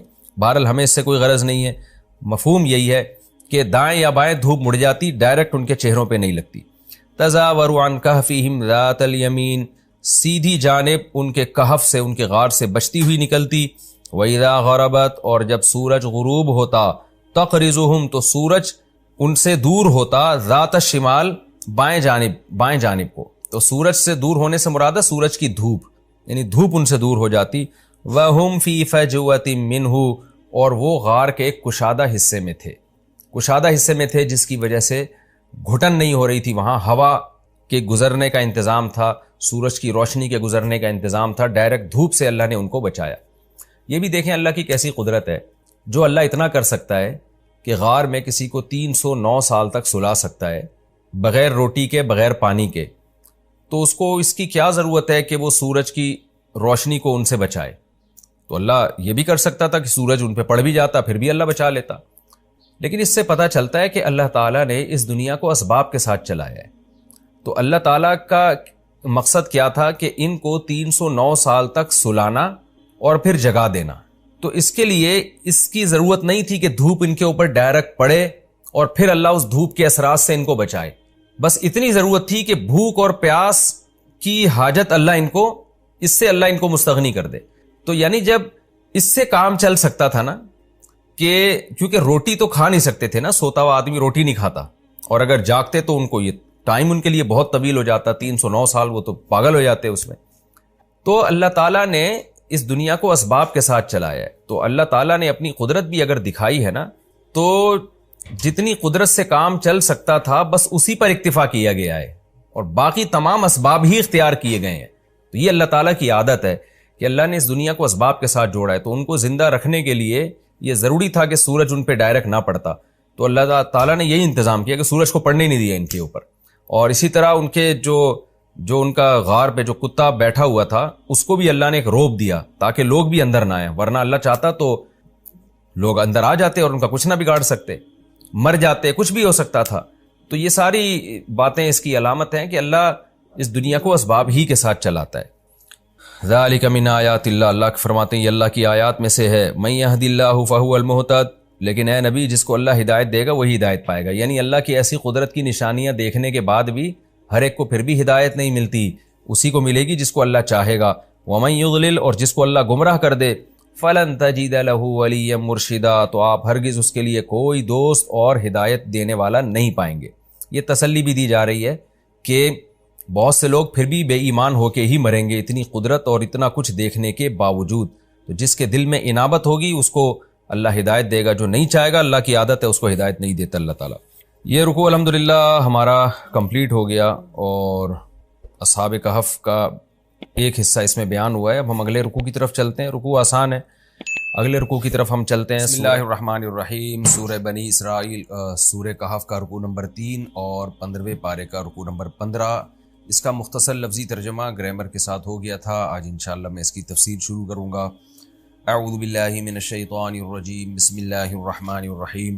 وَتَحْسَبُهُمْ أَيْقَاظًا وَهُمْ رُقُودٌ، اور اے مخاطب تو ان کو سمجھتا کہ وہ جاگ رہے ہیں، یعنی اصحاب کہف جو غار میں گئے تھے اللہ نے ان کو سلا دیا بہت گہری نیند۔ تو اب ان کی کیفیت کیا تھی، ان آیتوں میں اس کا بیان چل رہا ہے۔ کیفیت یہ تھی کہ اے مخاطب تو اگر ان کو جا کے دیکھتا تو تجھے ایسا لگتا کہ یہ جاگ رہے ہیں، یعنی چہرے پہ چہرہ فریش تھا ان کا۔ آپ نے دیکھا ہوگا نا، بعض دفعہ کوئی آدمی آنکھیں بند کر کے لیٹا ہوا ہوتا ہے تو ایک روب ہوتا ہے اس کے چہرے پہ، سوتے ہوئے انسان کے چہرے پہ روب نہیں ہوتا۔ تو اللہ میاں نے یہ روب اس لیے ڈالا تاکہ کوئی ان کو نقصان نہ پہنچائے۔ اس سے بھی پتہ چلتا ہے اللہ تعالیٰ دنیا کو اسباب کے ساتھ چلاتے ہیں۔ اب دیکھیں یہ اللہ نے اپنی قدرت دکھائی، 300 سال سلا دیا، تو جو اللہ یہ قدرت دکھا سکتا ہے وہ یہ بھی تو کر سکتا ہے نا کہ ویسے ہی ان کی حفاظت کا انتظام کر لے، لیکن نہیں، اللہ تعالیٰ کی عادت کیا ہے کہ جب قدرت اللہ نے اپنی دکھائی ہے تو یہاں تک تو قدرت دکھا دی ہے کہ 300 سال سلا دیا ان کو، لیکن پھر ان کی جو بقیہ حفاظت کے لیے اللہ نے وہی کیا ہے جو اسباب اختیار، یعنی جو اسباب کے ذریعے ان کی حفاظت کی ہے کہ اب کوئی ان کو نقصان نہ پہنچائے، اور دائیں بائیں کروٹیں دلوائی جائیں ان کو تاکہ زمین ان کو کھا نہ جائے، حالانکہ اللہ ان اسباب کے بغیر بھی ان کی حفاظت پر قدرت رکھتا تھا۔ وَنُقَلِّبُهُمْ ذَاتَ الْيَمِينِ وَذَاتَ الشِّمَالِ، اور ہم ان کو الٹ پلٹ کر رہے تھے دائیں طرف اور بائیں طرف، یعنی کروٹیں بھی وہ لے رہے تھے، کیونکہ اگر آپ 300 سال تک ایک ہی جگہ لیٹے رہیں تو زمین ہی کھا جائے گی آپ کو۔ مریضوں کے ساتھ ہوتا ہے نا، جو بستر پہ اگر طویل عرصے ایک ہی زاویے پہ پڑے رہتے ہیں تو کیسے ان کی جلد خراب ہونا شروع ہو جاتی ہے۔ وَكَلْبُهُمْ بَاسِطٌ ذِرَاعَيْهِ بِالْوَسِيدِ، اور ان کا کتا وہ چوکھٹ پہ اپنے دونوں بازوؤں کو پھیلائے ہوئے تھا۔ کتے عام طور پر حفاظت کے لیے چوکھٹ پہ بازو پھیلا کے بیٹھ جاتے ہیں اور ہانپ رہے ہوتے ہیں، تو اللہ تعالیٰ نے یعنی ایسا کیا کہ ان کے ساتھ ان کے کتے کی بھی حفاظت کی۔ یہ بھی آپ دیکھ لیں اللہ کی قدرت، اللہ چاہتا ویسے ہی حفاظت کر لیتا، کتے کی ضرورت ہی نہیں تھی، لیکن دنیا دارالاسباب ہے، کتے حفاظت ہی کے لیے ہوتے ہیں، دل لگانے کے لیے نہیں ہوتے۔ غیر مسلم لوگ تو کتوں سے دل لگانا شروع کر دیتے ہیں اور فیملی ممبر بنا لیتے ہیں۔ اسلام میں یہ ہے کہ آپ کتے کو حفاظت کے لیے پال سکتے ہیں، اس کو فیملی ممبر نہیں بنا سکتے آپ۔ تو حفاظت کے لیے کتا جو ہے باہر بیٹھا ہوا ہے۔ لَوِ اطَّلَعْتَ عَلَيْهِمْ، اللہ کہتے ہیں ان پر ہم نے روب اتنا رکھ دیا، اے مخاطب تو اگر ان کو دیکھتا، اصحاب کہف کو اس کتے سمیت تو ان کو دیکھتا، لَوَلَّيْتَ مِنْهُمْ فِرَارًا، تو پیٹھ پھیرتا ان سے بھاگتے ہوئے، ایسا روب تھا ان کے اوپر۔ وَلَمُلِئْتَ مِنْهُمْ، اور بھر جاتا تو ان سے رعبا، روب کے اعتبار سے، یعنی تجھ میں ان کا روب بیٹھ جاتا۔ کچھ اللہ نے ایسی ان کی چہرے پر ہیبت طاری کر دی تھی۔ وَكَذَلِكَ بَعَثْنَاهُمْ لِيَتَسَاءَلُوا بَيْنَهُمْ، جس طرح اللہ نے ان کو سلایا، وَكَذَلِكَ، اسی طرح ہم نے ان کو اٹھایا، یعنی ان کا سلانا بھی اللہ کی قدرت اور جگانا بھی اللہ کی قدرت۔ اتنے عرصے کے بعد کوئی بچ سکتا ہی نہیں ہے کہ جاگ جائے وہ، لیکن اللہ نے ان کو زندگی بھی دی اور جگایا بھی۔ لیتساءلوا بینہم، لام عاقبت ہے جس کا نتیجہ یہ نکلا کہ وہ آپس میں سوال کرنے لگے کہ بھئی یہ کیا ہوا ہے۔ قال قائل منہم، ان میں سے ایک نے کہا کم لبثتم، بتاؤ یار کتنے عرصہ سوئے ہم لوگ۔ جب بھی آپ کی بات چیت شروع ہوتی ہے تو انسان کی عادت ہے پہلے سوال سے بات شروع کرتا ہے کہ ذرا اس پہ ہمیں ڈسکشن کرنی چاہیے کہ ہم کتنا ٹائم سوئے ہیں۔ قالوا لبثنا یوما، کہنے لگے جو دوسری پارٹی تھی اس نے کہا کہ ہم ایک دن رہے ہیں، او بعض یوم، یا دن سے بھی کچھ کم۔ اصل میں سورج کی جو گردش دیکھ کے نا ان کو اندازہ ہوا کہ بھئی پہلے ہم یہاں جب سوئے تھے تو سورج کی روشنی یہاں تھی، اب جب ہم اٹھے ہیں تو یہاں تھی، تو اس سے تو لگ رہا ہے 1-2 گھنٹہ سوئے ہیں، لیکن جو نیند سے جو ہماری تھکاوٹ دور ہوئی ہے اور ایک احساس ہوتا ہے انسان جب لمبی نیند سوتا ہے، اس سے لگ رہا ہے کہ ہم زیادہ عرصہ سوئے ہیں۔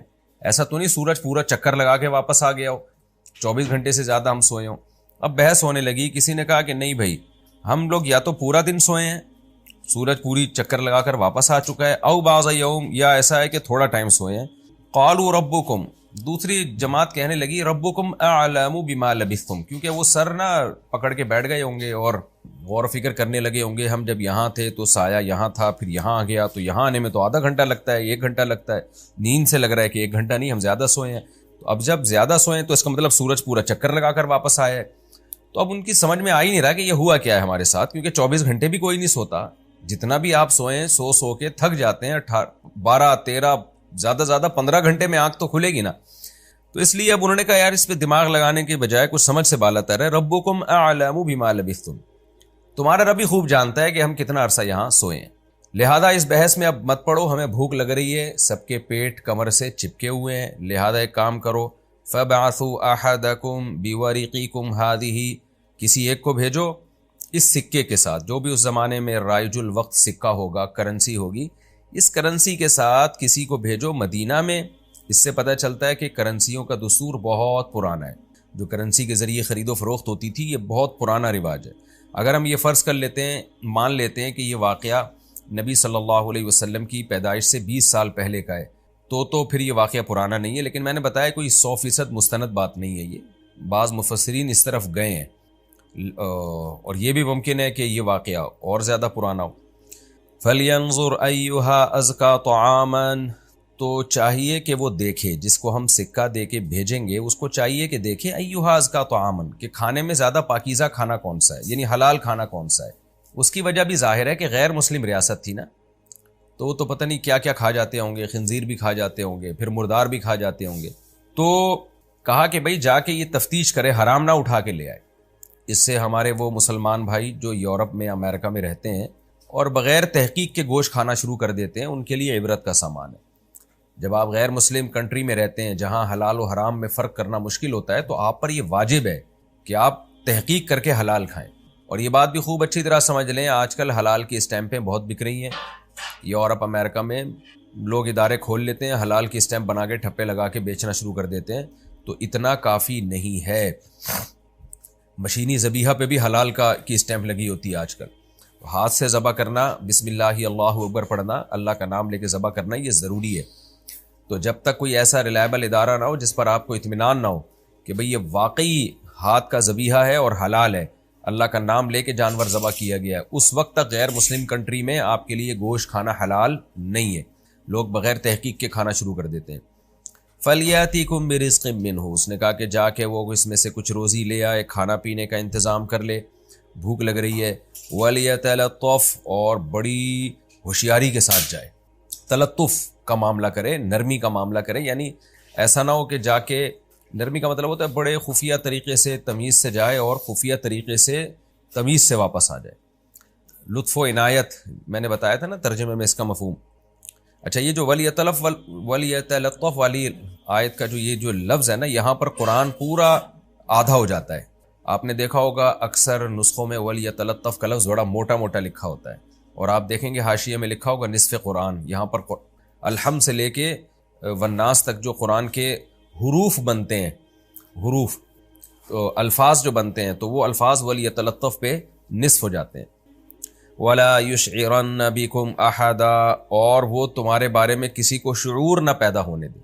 لوگوں کو شک نہ ہو، کیونکہ جب وہ تلاش کرے گا نا حلال کہاں ہے حلال کہاں ہے، تو لوگوں کو شک ہو جائے گا بھائی یہ تو وہی مسلمان لگ رہا ہے جو بھاگ کر گئے تھے، تو کیوں بھائی تو حلال کی فکر کیوں کر رہا ہے؟ تو اس لیے یعنی تحقیق بھی کرنی ہے، حلال ہی لے کر آنا ہے، لیکن تحقیق اس طریقے سے کرنی ہے کہ لوگوں کو پتہ نہ چلے کہ ہم مسلمان ہیں۔ کیوں بھائی پتہ چل گیا تو کیا ہوگا؟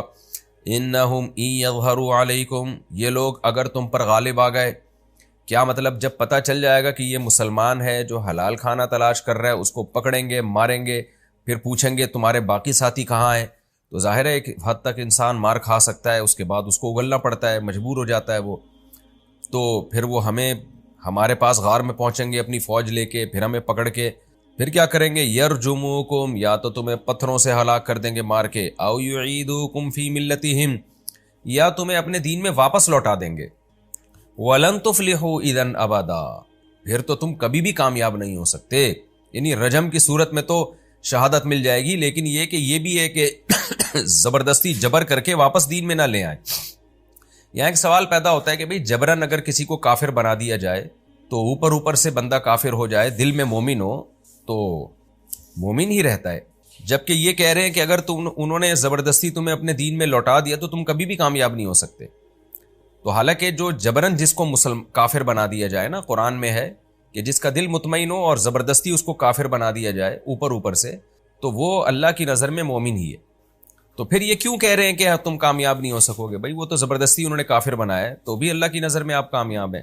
اس کا جواب یہ ہے کہ ایک ہے عزیمت اور ایک ہے رخصت، بڑی کامیابی تو شریعت کی نظر میں یہی ہے کہ اگر آپ کو کوئی زبردستی کافر بنا رہا ہے تو آپ مر جائیں، لیکن آپ کفر کو ظاہری طور پہ بھی قبول نہ کریں، یہ بڑی کامیابی ہے۔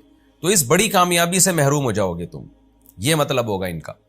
دوسرا مطلب یہ بھی ہو سکتا ہے کہ بعض دفعہ کسی کو زبردستی کافر بنایا جاتا ہے اور وہ بن جاتا ہے، دل میں وہ مومن ہوتا ہے، لیکن پھر آہستہ آہستہ دل و جان سے کفر کو قبول کر لیتا ہے وہ۔ شروع میں بعض دفعہ ایسے واقعات آئے ہیں، یعنی علماء نے لکھے ایسے واقعات کہ بعض دفعہ ایسا ہوا کہ شروع میں کوئی شخص کافر بن گیا، اوپر سے دل سے مسلمان تھا، لیکن چونکہ پھر وہ کافروں کے ساتھ رہنا، انہی کی رسومات میں شرکت، آہستہ آہستہ اس کا وبال جو ہے نا، اس کا اثر اس کے دل پہ پڑا ہے اور وہ بالآخر اسلام ہی کو چھوڑ دیا، اسلام کی اہمیت ہی ختم ہو گئی۔ تو یہ بھی خطرہ موجود ہوتا ہے کہ آپ وقتی طور پر تو کفر کو قبول کر رہے ہیں اوپر سے، لیکن آہستہ آہستہ اسی کے عادی ہو جاتے ہیں آپ۔ وَكَذَلِكَ أَعْثَرْنَا عَلَيْهِمْ، یہاں بھی صنعت اندماج ہے۔ اندماج میں بار بار بتا چکا ہوں، قرآن پورا واقعہ حذف کر دیتا ہے اور بالکل جو واقعے کے بہت سارے پہلو کو حذف کر کے کئی سالوں بعد کے واقعے سے شروع کر دیتا ہے۔ اب کیا ہے؟ اللہ فرماتے ہیں وَكَذَلِكَ أَعْثَرْنَا عَلَيْهِمْ، آگے ہے اندماج، یہاں نہیں، وَكَذَلِكَ أَعْثَرْنَا عَلَيْهِمْ، اس طرح سے ہم نے لوگوں کو ان پر مطلع کر دیا۔ اب دیکھیں یہاں پر بھی اس لحاظ سے اندماج ہے کہ قرآن اب یہ نہیں بیان کر رہا کہ وہ شخص گیا کھانا لینے کے لیے، پکڑا گیا، کیسے پتہ چلا، لوگوں کو کچھ نہیں بیان کر رہا، بس اللہ کہہ رہے ہیں اس طرح سے ہم نے لوگوں کو ان پر مطلع کر دیا۔ کیا مطلب؟ کس طرح سے؟ کہ وہ بندہ آیا کھانا لینے کے لیے، جب وہ کرنسی سے ایک تو جب وہ آیا ہے نا تو دیکھا ماحول ہی چینج ہو چکا ہے یہاں پر، لیکن 309 سال کے بعد آ رہا ہے وہ، تو حکومت تبدیل ہو چکی تھی، مسلمان بادشاہ آ چکا تھا، لوگ یعنی عیسائیت قبول کر چکے تھے جو اس زمانے کا دین برحق تھا، تو سارے جو ہے وہ دین برحق میں داخل ہو چکے تھے۔ اب یہ جب آیا ہے تو وہ جو سکہ لے کے نا جب یہ گھومنا شروع ہوا تو لوگوں نے کہا بھائی تم کون ہو؟ یہ بھی دیکھ رہا ہے کہ کوئی سارا ماحول چینج ہو چکا ہے، لوگ ہی نہیں ہے وہ، اور لوگ ان کو دیکھ رہے ہیں کہ یہ اتنے 300 سال پرانا سکہ لے کے کیسے گھوم رہے ہیں۔ تو لوگوں نے اس کو پکڑ لیا کہ یہ اتنا پرانا سکہ تمہارے پاس کہاں سے آیا، اور یہ بھی حیران ہو رہا ہے لوگوں کو دیکھ کے، یہ تو سارے نماز پڑھ رہے ہیں، روزے رکھ رہے ہیں، اللہ کی باتیں کر رہے ہیں، توحید پرست ہیں۔ تو بالآخر اس نے اپنا واقعہ سنایا کہ بھائی ہم تو یہاں سے گئے تھے اور اس طرح ہم غار میں تھے اور ہم اتنا عرصہ سوئے ہیں، ہمیں تو پتہ ہی نہیں چلا۔ تو ان سب لوگوں نے جا کے غار والوں کو بلایا۔ اب یہ اس بات کا پورا امکان موجود ہے کہ اس وقت کی ہسٹری میں یہ بات موجود ہو کہ بھئی اس طرح سے چند لوگ توحید کا مذہب قبول کر کے علاقہ چھوڑ کے ہجرت کر کے گئے تھے، تو یہ عین ممکن ہے کہ ان لوگوں نے اپنے باپ دادا سے یہ بات سنی ہو یا پڑھی ہو کہ اس طرح سے کچھ نوجوان غائب ہوئے ہیں، تو اور یہ ان کی قدر کرتے ہو پہلے سے ہی کہ یار وہ بڑے توحید پرست لوگ تھے، انہوں نے اس زمانے میں ایسی قربانی دی ہے، تو ممکن ہے ان کی تلاش میں ہو یہ لوگ، بہرحال قرآن بیان کر رہا ہے مختصراً وَكَذَلِكَ أَثَرْنَا عَلَيْهِمْ، ہم نے ایسے حالات پیدا کر دیے کہ لوگوں کو ان پر مطلع کر دیا، یعنی ان کے حالات پر مطلع کر دیا. لوگوں کو یقین آ گیا کہ بھئی آج کے نوجوان نہیں ہیں، یہ 100% وہی لوگ ہیں جو 309 سال پہلے ظالم بادشاہ کے دور میں فرار ہوئے تھے اور توحید کے مذہب پر قائم رہے تھے. تو یقین آ گیا لوگوں کو. اللہ کہتے ہیں ہم نے اس لیے لوگوں کو ان کے حالات پر مطلع کیا. ان پر مطلع کرنے کا مطلب ان کے حالات پر، لِيَعْلَمُوا، تاکہ لوگوں کو یقین آ جائے، ان وعد اللہ حق، کہ اللہ کا وعدہ سچا ہے. وہ کون سا وعدہ؟ وَأَنَّ السَّاعَةَ لَا رَيْبَ فِيهَا، کہ بے شک قیامت ایک ایسی چیز ہے جس کے واقع ہونے میں کوئی شک نہیں. کیونکہ لوگوں سے جب بھی قیامت کی بات کی جاتی ہے لوگ یہی کہتے ہیں کہ ہم جب مردہ ہو کے، ہڈیاں ہو کے، گل سڑ کے ختم ہو گئے تو ہمیں کون زندہ کرے گا؟ تو اللہ کہتے ہیں ہم نے 309 سال صلح کے بندوں کو اٹھا دیا اور لوگوں کو بتا دیا دیکھو ہم ایسے اٹھا سکتے ہیں. تو لوگوں کو اب یقین آ جائے گا کہ اللہ نے جو وعدہ کیا ہے نا قیامت کا، وہ سچا وعدہ ہے. تو حالانکہ 309 سال تک انسان کا سونا میڈیکلی ممکن نہیں ہے، سوئے گا تو سوتا ہی رہے گا اور اٹھ نہیں سکتا پھر وہ. لیکن اللہ کہتے ہیں ہم نے اپنی قدرت دکھائی تاکہ لوگوں کو یقین آ جائے کہ اللہ کا وعدہ سچا ہے، اور وَأَنَّ السَّاعَةَ آتِيَةٌ، قیامت آ کے رہے گی. جو اللہ 300 سال تک سلا سکتا ہے وہ موت کے بعد بھی دوبارہ زندگی دے سکتا ہے. ایک تو ان وعد اللہ حق کا یہ مطلب ہوا کہ قیامت کا جو وعدہ اللہ نے کیا. دوسرا مطلب یہ بھی ہو سکتا ہے کہ اہل ایمان کی جو مدد کا اللہ نے وعدہ کیا ہے، اللہ اس وعدے میں سچا ہے. جب مدد کرتا ہے نا تو اسباب کا محتاج نہیں ہوتا، بغیر اسباب کے اللہ تعالیٰ بگڑی بنا دیتا ہے. اب دیکھیں بادشاہ تھا ظالم، کوئی بچنے کے امکان نہیں تھے، کوئی راستے کا پتہ نہیں تھا. اللہ نے کہا کہ چلو کوئی بات نہیں، تم نے اللہ کے لیے ہجرت کی ہے تو میں تمہیں ایسی ریاست میں لے کے جاؤں گا جو نیک لوگوں کی ریاست ہے. اللہ پوری دنیا میں ایسی ریاست ہے نہیں، کوئی بات نہیں، جب یہ ریاست نیک بن جائے گی تمہیں اٹھا کے یہاں لے آؤں گا. کیسا کام اللہ تعالیٰ نے کیا. اس سے بھی پتہ چلتا ہے بھائی اللہ کے لیے جتنی بڑی قربانی دو گے نا، غیبی مدد بھی اتنی ہی بڑی آئے گی. ہم قربانی نہیں دینا چاہتے اصل میں، جتنی بڑی قربانی دیں گے غیبی مدد بھی اتنی ہی بڑی آئے گی اللہ تعالیٰ کی طرف سے. اللہ فرماتے ہیں اِذْ يَتَنَازَعُونَ بَيْنَهُمْ، جب وہ آپس میں جھگڑا کر رہے تھے اس وقت کو بھی یاد کرو، یعنی پبلک. کیا مطلب؟ وہ پھر جو اصحاب کہف تھے وہ ان کا انتقال ہو گیا کچھ وقت کے بعد، لوگوں میں بزرگ مشہور ہو گئے، لوگ ان سے دعائیں کرانے لگے اور وہ لوگوں کو واعظ و نصیحت کرنے لگے. تو سب اللہ والے لوگ تھے جن کی تعداد راجح قول کے مطابق 7 تھی، آگے تفسیر میں آ رہا ہے انشاءاللہ. تو جب ان کی ڈیتھ ہوئی ہے، انتقال ہوا ہے، تو اب لوگ ان کے بارے میں جھگڑا کرنے لگے. امرہم، جھگڑا کرنے لگے ان کے معاملے میں. فقالوا بنوا علیہم بنیانا، کسی نے کہا کہ ان کے اوپر ایک عمارت بنا دو. ہوا یہ کہا جاتا ہے، مفسرین کہتے ہیں کہ ان کو دوبارہ غار میں لے جایا گیا کہ بھئی یہ غار ایک بہت بڑی اللہ کی قدرت کی نشانی ہے. یہ جو اصحاب کہف تھے نا، ان کا یہ غار، اس میں اللہ نے 309 سال تک سلایا ہے، تو یہ اللہ کی قدرت کی بہت بڑی نشانی ہے. لہذا ان کی میتوں کو اسی غار کے اندر دفنایا جائے اور یہاں پر ایک عمارت بنا دی جائے جو ایک یادگار رہے گی، جسے رہتی دنیا تک لوگ اس کو دیکھ کر اللہ کی قدرت پر استدلال کریں گے. بعض لوگوں نے کہا ہم اس طرح کوئی عمارت بنا دیتے ہیں تاکہ ایک یادگار رہے. ربهم اعلم بهم، اللہ فرماتے ہم ان کے حالات کو خوب جانتے تھے. یہ جو لوگ اس وقت بحث کر رہے تھے ہم ان کے خوب اچھی طرح جانتے تھے، ان کی کیا بحثیں ہو رہی تھی اور کیا ان کے مائنڈ میں تھا. قال الذين غلبوا على امرهم، اللہ چونکہ جانتے تھے لہذا اللہ بتا رہے ہیں کہ جو ان کے معاملے میں غالب تھے نا، ان لوگوں نے کیا کہا. قوم میں ہمیشہ کچھ لوگ ایسے ہوتے ہیں جو ماتحت ہوتے ہیں، کچھ ایسے ہوتے ہیں جو تھوڑے ہوتے ہیں لیکن چلتی انہی کی ہے. تو قال الذين غلبوا على امرهم، جو ان کے معاملے میں غالب تھے نا، جو قوم کے بڑے تھے، جن کی چلا کرتی تھی، انہوں نے کیا کہا، لنتخذن عليهم مسجدا، ہم ضرور بالضرور ان پر مسجد بنائیں گے. یعنی جو غار میں جہاں یہ لوگ دفن ہوں گے تو اسی کے ساتھ ہم وہاں پر ایک مسجد بنا دیں گے. تو وہ مسجد دیکھ کر لوگوں کو یاد تازہ رہے گی کہ بھئی یہ مسجد، کیونکہ مسجد بھی وقف ہوتی ہے نا، وہ کبھی بھی یعنی قیامت تک وہ ہمیشہ اللہ ہی کا گھر رہتی ہے، اس کو توڑنا جائز نہیں اگر وہ صحیح جگہ پہ، قبضے کی جگہ پہ نہ بنائی جائے. تو ہم یہاں ایک مسجد بنا دیں گے.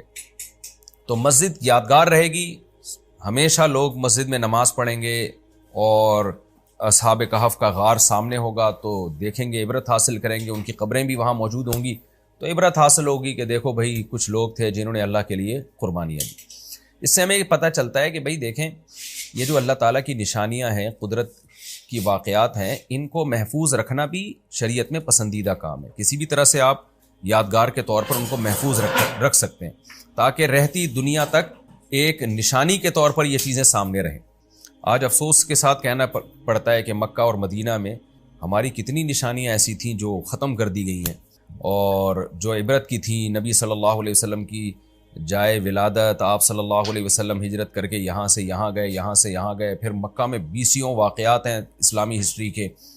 اب سنائیں حکومت سعودیہ کچھ کوشش کر رہی ہے ان کو دوبارہ سے بحال کرنے کی، لیکن وہ یادگاریں جو مسلمانوں نے 1300 سال محفوظ رکھی ہیں، ان یادگاروں کو ختم کیا گیا۔ میں نے بعض علماء کے بارے میں سنا کہ وہ یہ بات بتاتے ہوئے رو پڑتے تھے کہ ہماری جو 1300 سال سے جو نشانات تھے نا وہاں مکہ اور مدینہ میں، اور جو اس کے علاوہ سعودی عرب میں، تو وہ نشانات ختم کر دیے گئے صرف اس بات کو بیس بنا کے کہ بھئی یہ اس سے شرک پھیل رہا ہے، حالانکہ اس کا شرک سے کوئی تعلق نہیں ہے۔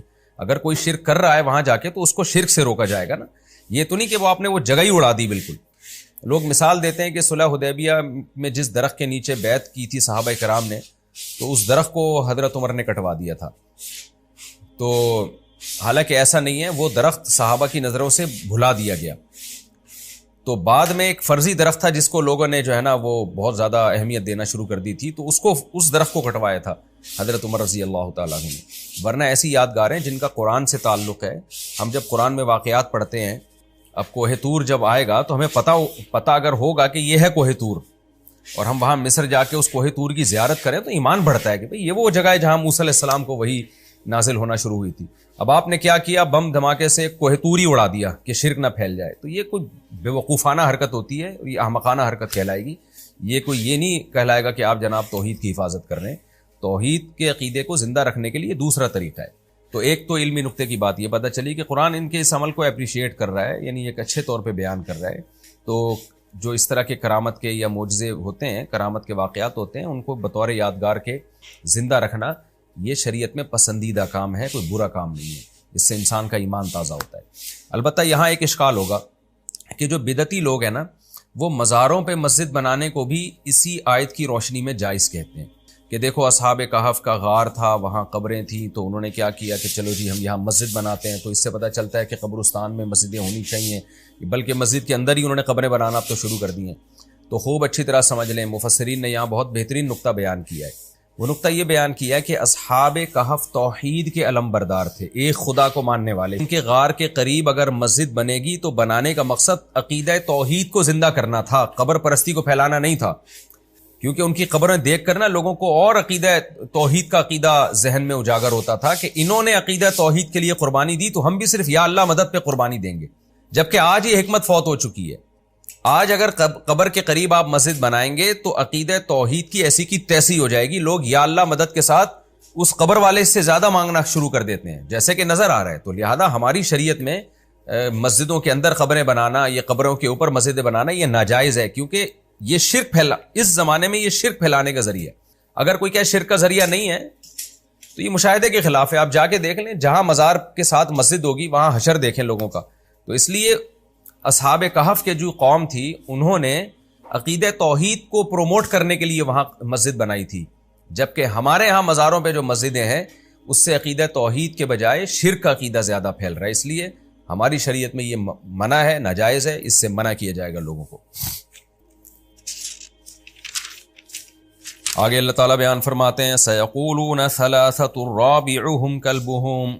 لوگ آ کے اب تعداد پوچھیں گے نبی سے، اچھا آپ بتائیے، آپ نے واقعہ تو پورا ٹھیک ٹھیک سنا دیا، عیسائی بھی کہیں گے، اہل کتاب بھی کہیں گے بھئی یہ تو بالکل صحیح واقعہ سنا دیا انہوں نے، تو اب تعداد ذرا بتائیں۔